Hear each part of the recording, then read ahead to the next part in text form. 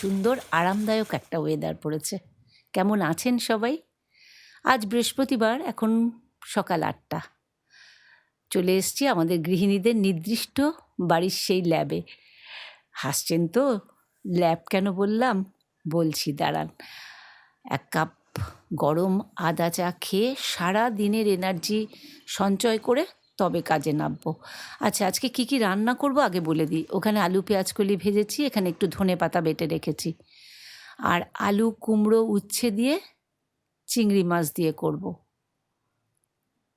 আর এই যে চিংড়ি মাছ দিয়ে করব, একটু জ্যান্ত গলদা চিংড়ি পেয়েছিলাম, আর এই শিমটা ধনেপাতা বাটা দিয়ে করব।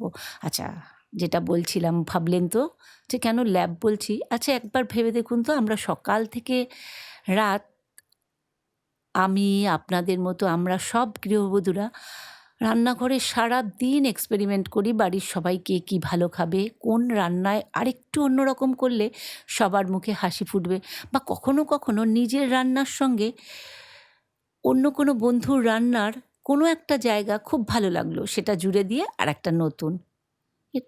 সেটা ল্যাব ছাড়া কী, যেখানে নিত্য নতুন নানা রকম এক্সপেরিমেন্ট চলছে, হোক না সেটা রান্নায়।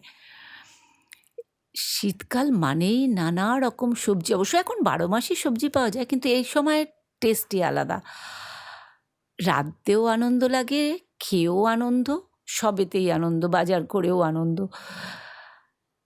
গতকাল রাতে জানেন তো, এফবিতে স্ক্রল করতে করতে এই যে ছোটো ছোটো রিলের জায়গাগুলো থাকে, আচ্ছা, আলু দিয়ে কুমড়ো দিয়ে উচ্ছে দিয়ে চিংড়ি মাছ দিয়ে করব। আপনারা দেখুন, আমি গল্প করি, যে কথাটা আপনাদের সঙ্গে শেয়ার করব, দেখবেন মনে হবে এ তো যেন আমাদের সবার মনের কথা। রিল রিল দেখছিলাম, স্ক্রল করতে করতে হঠাৎ দেখলাম একটা মেয়ে রান্নাঘরে দাঁড়িয়ে, সে রিলটাই দেখছিলাম, সেটাই আপনাদের সঙ্গে শেয়ার করছি। বলছে, আমায় জিজ্ঞেস করছে আমি কে। মেয়েটি বলছে, আমি একজন হাউসওয়াইফ, আমি একজন মা। আমি কি করি? আমি খাবার বানাই। সকালে খাবার বানাই, দুপুরে খাবার বানাই, সন্ধেতে হ্যাঁ গো খাবার বানাই, জল খাবার, রাত্রে খাবার বানাই। সপ্তাহে ৭ দিন, মাসে ৩০ দিন, বছরে ৩৬৫ দিন খাবার বানাই। আচ্ছা, আমিও খাবার বানাতে বানাতে আবার একটু ভিডিও অংশে আসলাম। এখন দুপুর ১:৩০, দুপুরের খাবার হয়ে গেছে। শাশুড়ি মা তার ছেলের জন্য পিঠে বানাচ্ছে, কারণ আমার হাজব্যান্ড রাতের দিকে একটু মিষ্টি খেতে ভালোবাসে, তাই। আর চিতই পিঠাটা ওর খুব পছন্দের, তাই চিতই পিঠা করে দুধ দিয়ে জাল দেবে।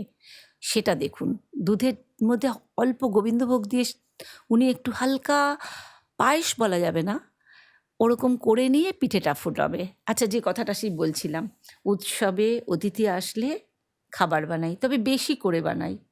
শরীর খারাপ হলে, মন খারাপ হলে সব একদিকে সরিয়ে রেখে খাবার বানাই। বছরের পর বছর আমি খাবার বানাই। কি জীবনের সঙ্গে মিল লাগছে তো, মনে হচ্ছে না এ তো আমাদের কথা। মুখে বলি আর না বলি, আমাদেরই একটাই কাজ, আমরা খাবার বানাই। কিন্তু এই কাজটা এমন একটা কাজ, খুব রেয়ার বাড়িতে কিন্তু এর কদর দেয়। ও তো রেগুলারের অভ্যাস, রেগুলার তো সব কিছুরই অভ্যাস থাকে, তাই না? তাহলে কেন খাবার বানাই? এটা এত তাচ্ছিল্যর হবে, অথচ ভালো খাবার বানাবেন না, দেখবেন বাড়ির কারুর শরীর মন কিছু ভালো থাকবে না। আচ্ছা, সন্ধেবেলা ছাদে তালা দিতে এসে দেখলাম আজ রাস পূর্ণিমা। আমার ক্যামেরায় খুব সুন্দর করে চাঁদকে ধরার ক্ষমতা আমার নেই, তাও যেটুকু পেরেছি আপনাদের সঙ্গে শেয়ার করলাম। সন্ধেবেলা ওই যে খাবার বানাই, জলখাবারে কি করব? এটা একটা খুব সুন্দর স্ন্যাক্স। বাড়িতে ধরুন অল্প ডিম আছে, লোক চলে এসছে অনেক, সেইটা কিভাবে ম্যানেজ করবেন?